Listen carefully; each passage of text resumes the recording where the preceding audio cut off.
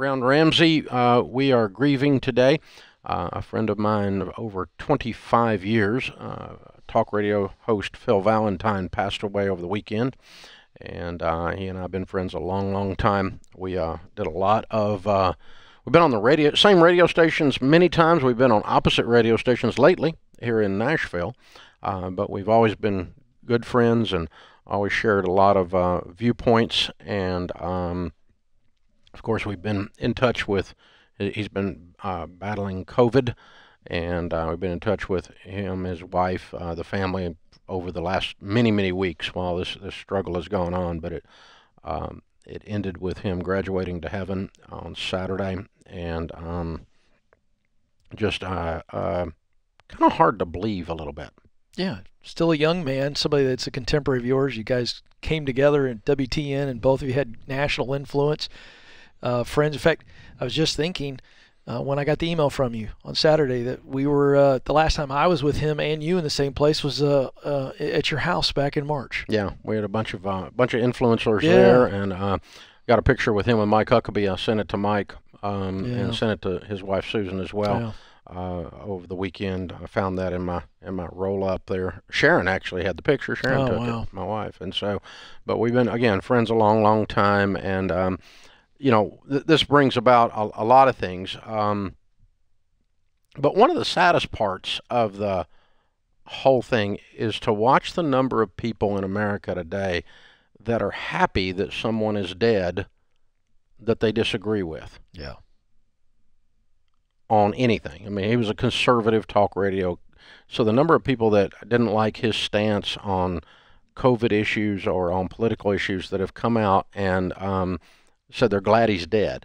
I mean, you guys, really, there are people that I absolutely detest what you believe. I think you're a backward socialist communist, but I am not. If you die and you say something about that, that doesn't say anything about him when you do that. It says something about you. You classless, immature, unbelievable people. Yeah. And Twitter is particularly bad. Of course, Twitter's just full of trolls. Billy Goat Gruff needs to get in there and deal with the trolls on Twitter. But that's an old one. But yes. But you know, it's just it's aggravating. And I've done a lot of things and run my mouth on a lot of things and said a lot of bombastic, crazy, stupid butt stuff over the years. But I have never trashed somebody that died. Yeah. Happy they died because I disagree with them. I got the same thing when Rush Limbaugh died.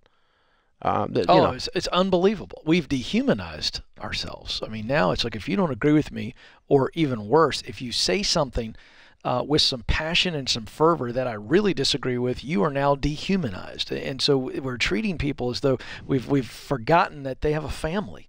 We've forgotten that there is a wife involved, brothers, sisters, friends, kids. It's crazy. Again, just to reiterate. When you do that, it doesn't say anything about No. It says something about you. It says that that you really are a child.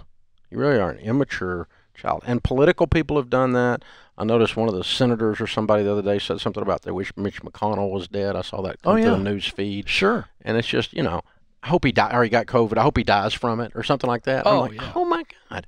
Even if you were so unbelievably horrible person that you thought that, and probably all of us are that horrible a person. We probably have thought it, but the fact that you open up your mouth and say it out loud, worse than that, you do it in a public manner on social media, just says what a horrible place we have come to in our decorum.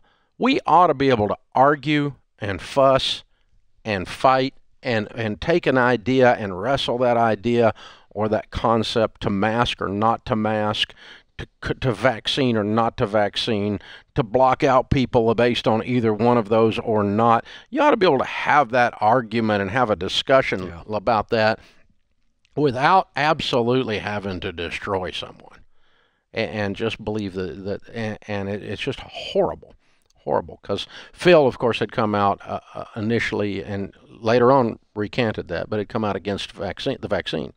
And then, once he had COVID and was in the hospital, he said he wished he had taken it. And that was his stance on it. And his family came out with a statement from him on that.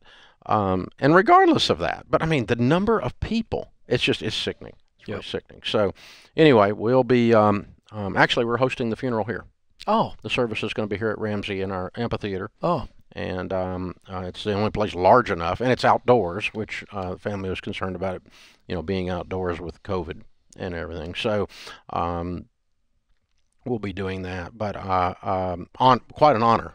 Yeah. To get to do that. Yeah.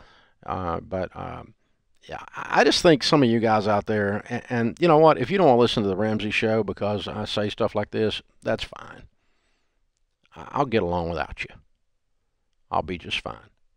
And if you're that kind of person that says and does stuff like that, I just assume you went somewhere else. It'd be fine.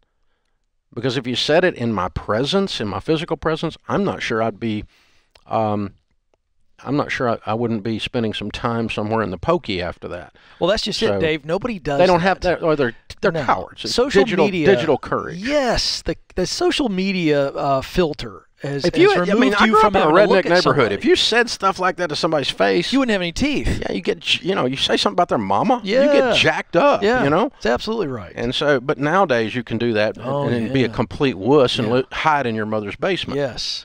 And so, but you don't have the courage to do it anywhere else. Don't even have your real name or real face on the avatar. By the way, wouldn't even have most of the things that these people lob out on social media. If they had to say it to somebody's face, Dave, they would choke just trying to get the words out. Yeah. Just trying to get it out. The boldness, the cowardice. There's not it. And the thing about those of us in talk radio, it's our job to say stuff to mess you up. Yeah, that's right. And we're good at it.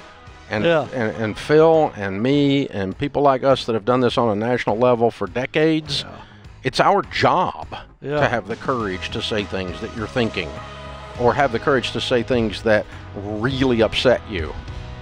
And we're good at our job. So, that's the thing.